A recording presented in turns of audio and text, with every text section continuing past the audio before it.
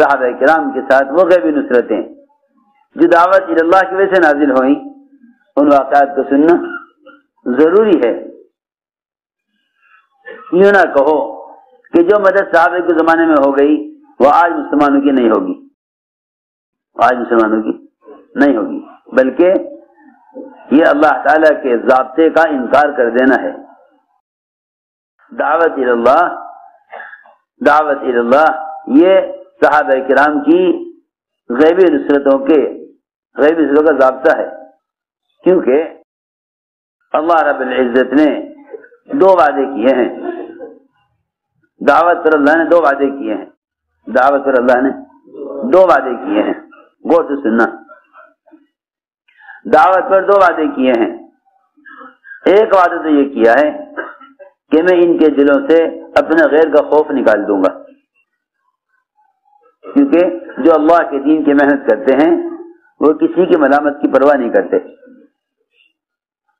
کسی کی ملامت سے یجاہدون فی سبیل اللہ ولا یخافون لومۃ لائم، اللہ کے دین کی محنت کرنے والے کسی کی ملامت کی پرواہ، میں دیکھو ملامت کی پرواہ بتاؤں کیا مطلب ہے۔ جو لوگ اللہ تعالیٰ کے دین کی طرف دعوت دیتے ہیں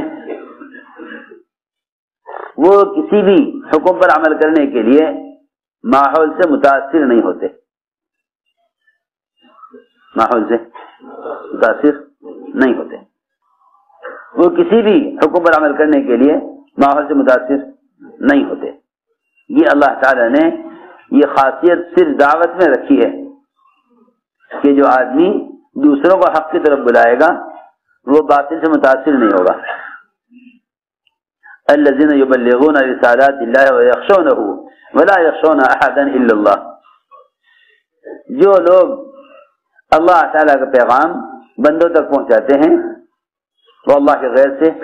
ڈرتے نہیں ہیں، اللہ ان کے دل سے اپنے غیر کا خوف نکال دیتے ہیں۔ یہی وجہ ہے قرآن نے اسی طرح کہا جو لوگ مسجدوں کو اعمال سے آباد رکھ کر، جو لوگ مسجدوں کو اعمال سے آباد رکھ کر ان اعمال کی طرح لوگوں کو لاتے ہیں، اللہ ان کے دلوں سے بھی اپنے غیر کا خوف نکال دیتے ہیں۔ لم یخش الا اللہ، لم یخش، عجیب ہے قرآن کی آیتوں پہ غور کیا کرو، کہاں کہاں اللہ تعالیٰ نے مسلمان کے دلوں سے غیروں کے رعب کے نکالنے کا وعدہ کیا ہے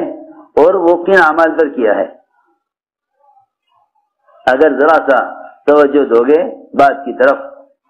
اور قرآن کو سمجھ کر پڑھو گے تو معلوم ہو جائے گا کہ اللہ تعالیٰ نے کہاں کہاں مسلمانوں کے دلوں سے غیروں کا رعب نکالنے کا وعدہ کیا ہے۔ وہ سارے مواقع دعوت اور مسجدوں کا اعمال سے آباد کرنے پر ملیں گے، مسجدوں کا اعمال سے آباد کرنے پر ملیں گے۔ تو یہی بات توجہ سننا، وہ سارے وعدے اور ساری نصرتیں اللہ کے غیر کا رعب کے دلوں سے نکلنے کے یہ جتنے ملیں گے نا، یہ سب دعوت کے اعمال دعوت میں ملیں گے۔ حضور اکرم صلی اللہ علیہ وسلم نے اپنے صحابہ کو بڑی بڑی بادشاہتوں اور بڑی بڑی طاقتوں کی طرف بھیجا دعوت اللہ کے لیے۔ یوں نہیں کہ بھائی ہم تو چھوٹے لوگ ہیں، چھوٹوں تک اپنی دعوت پہنچا سکتے ہیں، نہیں، حضور اکرم صلی اللہ علیہ وسلم کے یہاں دعوت دینے کے لیے بادشاہ فقیر سے برابر تھے۔ آپ کسی انسان کا درجہ اس سے کم نہیں سمجھتے تھے کہ آپ اس کو دعوت دیں۔ انتہائی ذلیل اور انتہائی برے، جن کو بری نظر سے دیکھا جاتا ہے اور برائے سے ان کا ذکر کیا جاتا ہے، ایسے ڈاکو جو راستے سے گزرنے والوں کو قتل کرتے ہوں اور لوٹتے ہوں، حضور اکرم صلی اللہ علیہ وسلم نے سفر ہجرت میں ڈاکوؤں کا راستہ اختیار کیا ان کو دعوت دینے کے لیے، ڈاکوؤں کا راستہ اختیار کیا دعوت دینے کے لیے۔ حالانکہ آپ جانتے ہیں کہ آپ صلی اللہ علیہ وسلم کا سفر ہجرت کس قدر خطرے میں اور کن حالات میں ہوا۔ ہر طرف آپ کو پکڑنے کے لیے لوگ دوڑے ہوئے تھے، بڑے بڑے انعامات کے اعلانات کیے گئے تھے، لیکن آپ نے فرمایا کہ ہمیں اس راستے سے جانا ہے جس راستے میں ڈاکو ہیں، ہمیں اس راستے سے جانا ہے جس راستے میں ڈاکو ہیں۔ تو سنو تو صحیح، آپ نے وہ راستے اختیار کیا جس راستے میں ڈاکو تھے، وہ راستے اختیار کیا سفر کے لیے، اور دونوں ڈاکو آپ کو ملے، آپ دونوں کو دعوت دی۔ دیکھو غور سے سننا بات، کوئی ڈاکو ہو یا کوئی فقیر ہو، کوئی غلام ہو یا کوئی بادشاہ ہو، جب مسلمان انہیں اللہ سے جوڑنے کے ارادے سے قدم اٹھائے گا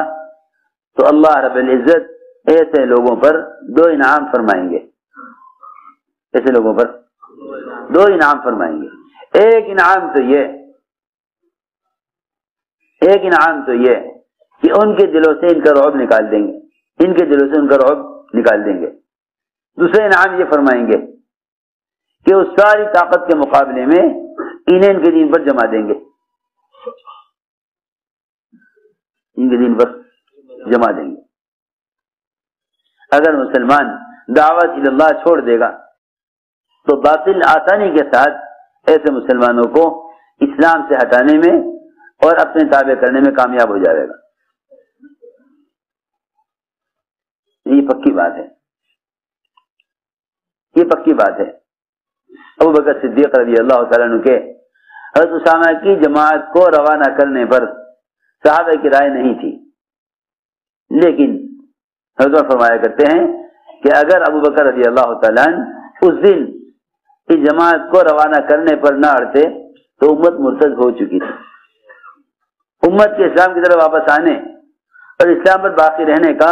سبب ہی یہ بنا کہ ابو بکر رضی اللہ تعالیٰ عنہ نے جماعت کو روانہ کر دیا، جبکہ کبار صحابہ کی رائے نہیں تھی۔